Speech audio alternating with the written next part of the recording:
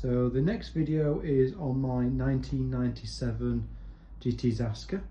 So this one is in a colour called Frost Red, which is an anodised matte red finish. This was just a colour that they did in 1997. So this particular bike is unridden, so it's never actually turned a wheel outside. I purchased it from a gentleman that bought it from my local bike shop, J.A. James. So he purchased it back in 1997 for himself. Obviously it will have been quite a bit of money back then, and he took the decision that he didn't want to ride it, so he actually bought a cheaper bike to use, and this sat in his garage. He never actually took it out.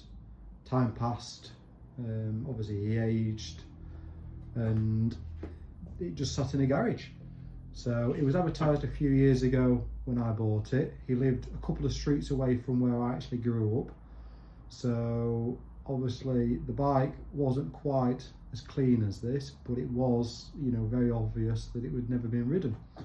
So it is completely standard, even down to the dork disc on the rear wheel and the reflectors. So it is as it will have come from GT, apart from having the Hadley wheel upgrade, which was an option back in 1997.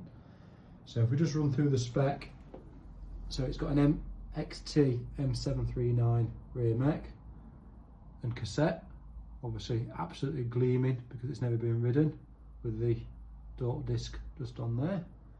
XT 739 chain set front mech, core seat post, WTB seat, the core elite stem with Azonic bars, XT levers, brakes, a Judy XC which was standard on this one in 97, and then the Hadley hubs on 217 rims. So like I said, that was an upgrade that was added from GT, which was an option. The tyres are a Wild Gripper, which have never been outside.